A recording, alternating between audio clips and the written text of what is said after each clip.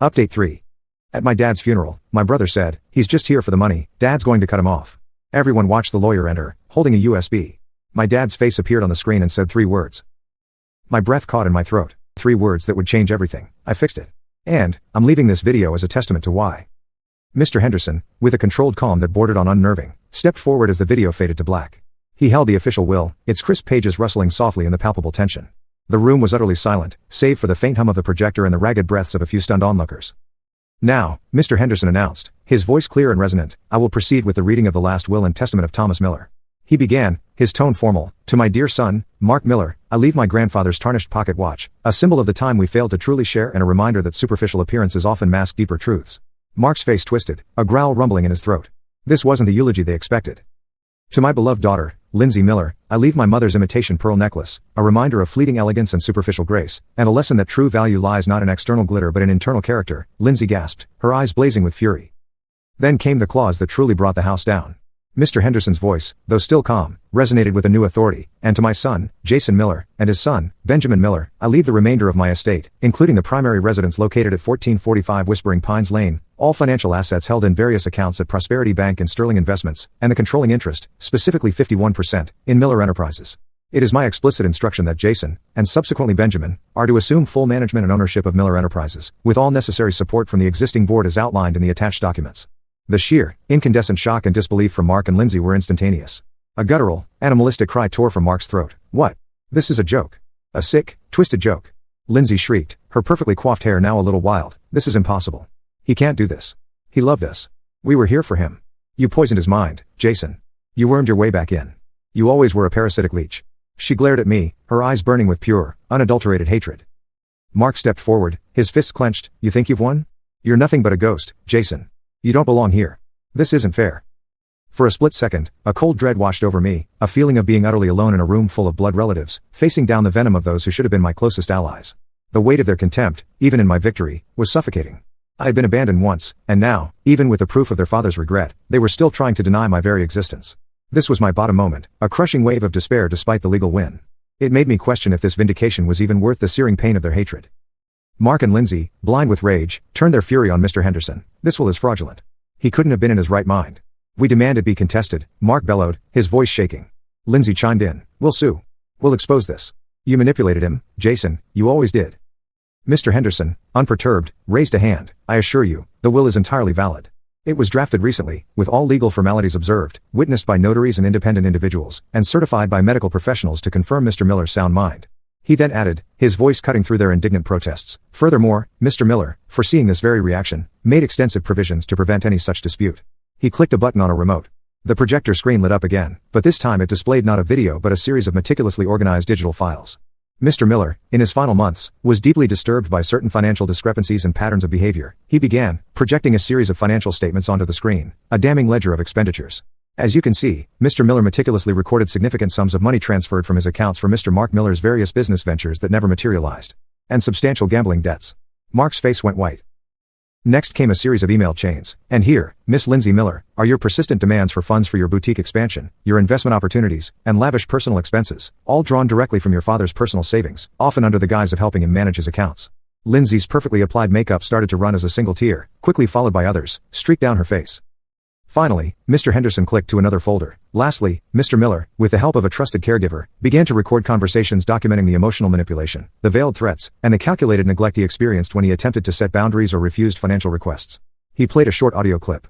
It was Lindsay's voice, sugary sweet then turning icy cold. "Dad, if you really cared about us, you'd make sure we're taken care of. After all, who else is going to look after you when you're old and frail if not your actual children?"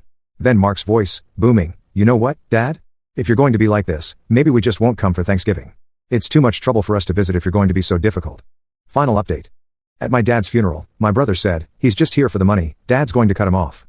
Everyone watched the lawyer enter, holding a USB. My dad's face appeared on the screen and said 3 words. The room was utterly silent. The air crackled with the exposed truth. Mark and Lindsay were utterly, publicly humiliated. Their initial rage dissipated into desperate, pathetic denial, then a simmering, impotent fury as they realized their carefully constructed social masks had been irrevocably shattered before their entire extended family and social circle. Their faces, once contorted with anger, now sagged with the weight of undeniable truth, their carefully constructed social mask shattered into a million pieces, revealing the ugliness beneath. Then a quiet, older voice cut through the stunned silence. Aunt Carol, who had remained largely silent throughout the proceedings, stepped forward. Her eyes, usually so gentle, held a firm resolve. "He's right," she said, her voice clear. I saw it myself. Thomas talked to me. He was heartbroken. He saw how they were bleeding him dry, how they only cared about what he could give them. She looked directly at Mark and Lindsay, her gaze unwavering. And he finally understood what true family meant. The room collectively gasped. Other family members, who had quietly observed Mark and Lindsay's behavior for years, now exchanged knowing glances. Some cast furtive, sympathetic glances at me. The perfect family facade was utterly, irrevocably destroyed. The silence in the room after Aunt Carol's declaration was deafening. Mark and Lindsay, their faces blotchy and contorted with a mixture of rage and shame, couldn't bear the crushing weight of exposure. Without another word, without a single glance back, they stormed out of the house, their footsteps echoing hollowly on the polished marble floor. Their final, bitter threats, though unspoken, hung in the air like poison, but they felt strangely impotent against the profound quiet they left behind. I remained rooted to the spot, a strange mixture of relief and exhaustion washing over me. The room, which had been thick with tension and animosity, suddenly felt lighter, even as the emotional weight of the past decade settled heavily in my bones. The cloying scent of lilies still lingered, but now it felt less like the perfume of grief and more like the faint, fresh scent of a new beginning, a clean slate, finally offered. Mr. Henderson approached me, his expression one of quiet respect. "Jason," he said, his voice gentle, "I'm truly sorry for what you've had to endure. Your father." He paused. He was very clear about his intentions, and he worked tirelessly to ensure this outcome. He outlined the next steps in settling the estate, the legal formalities, the timelines. There would be challenges, he warned, but he assured me that my father's meticulous documentation made their case airtight. Over the next few weeks, as the legal process unfolded, Mark and Lindsay proved Mr. Henderson right. They fought tooth and nail, launching frivolous lawsuits, making baseless accusations of fraud, and even attempting to spread malicious rumors about me online. Their lawyers, desperate to find a loophole, threw legal jargon and absurd demands at me. But the meticulously compiled evidence my father had gathered was an unshakable fortress. Every accusation they hurled, every lie they spun, was met with concrete proof, neatly organized and undeniable. It was a humiliating public spectacle for them, playing out in court filings and whispered conversations. The ripple effect through our shared social circles was palpable. Initial gossip and speculation on social media slowly gave way to a stark shift in perception. Friends who had once lauded Mark and Lindsay for their devotion to our father now visibly recoiled from them. I saw it at the grocery store, at the local coffee shop. People who once warmly greeted Mark now averted their eyes. Lindsay, always so concerned with her public image, found herself suddenly ostracized from her usual charity committees and social gatherings. The polished veneer of our perfect family had irrevocably cracked, revealing the rot beneath for all to see. Conversely, I started to receive quiet nods of respect, empathetic glances, and even genuine apologies from those who had once judged me for my decade-long absence. Aunt Carol, who had remained a steadfast ally, became a frequent visitor, her presence a comforting balm. She brought home baked cookies and shared stories of my mother, reminding me of the genuine warmth that once existed in this house. "Your father changed, Jason," she'd often say, her voice soft. "He truly did. He saw the truth in the end." Her words were a quiet validation, a reminder that I wasn't imagining my father's final repentance. The house itself, once a symbol of my past pain and their toxic hold, slowly began to transform into a true sanctuary. I didn't rush into anything. I spent weeks just walking through the rooms, rediscovering old memories, but this time without the bitter sting of abandonment. I donated most of my father's expensive, impersonal art collection, replacing it with pieces that spoke to me, vibrant landscapes, abstract works that evoked emotion rather than status. I kept his study exactly as it was, a quiet tribute to the man who, in his final days, had found the courage to admit his wrongs. After much deliberation, I decided to sell off the controlling interest in Miller Enterprises. It wasn't about the money for me anymore, and the business was steeped in memories I wanted to leave behind. Instead, I invested a significant portion of the inheritance into a scholarship fund in my father's name, dedicated to helping single parents pursue higher education, a silent, powerful testament to his regret and my own journey. The rest I put into a trust for Ben's future and a smaller, ethical venture, a local community garden project I had always dreamed of. The house I kept, it would be a home, not a monument. My relationship with Ben, now a bright-eyed teenager, deepened significantly. I talked to him openly about the past, about forgiveness, and about the importance of setting boundaries. "Ben," I'd say as we tended the burgeoning garden, "true family isn't just about blood. It's about respect, honesty, and unconditional love. It's about who shows up for you, not just when it's convenient, but when it's hard." He listened, his brow furrowed in thought, absorbing the lessons I had learned through so much pain. I held Ben close, the warmth of his small hand in mine a stark contrast to the coldness I'd always known. This was my family now, built on honesty, resilience, and unconditional love, a foundation no one could ever shake.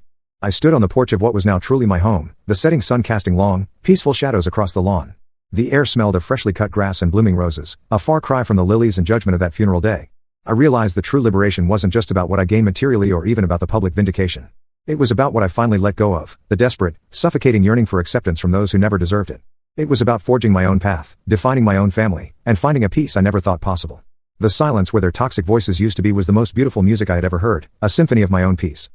My father's last act, born of remorse, had paradoxically set me free.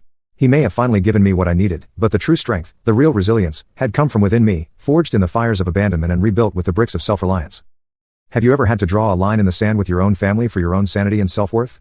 What did you discover about yourself and about the true meaning of family when you finally chose to walk your own authentic path?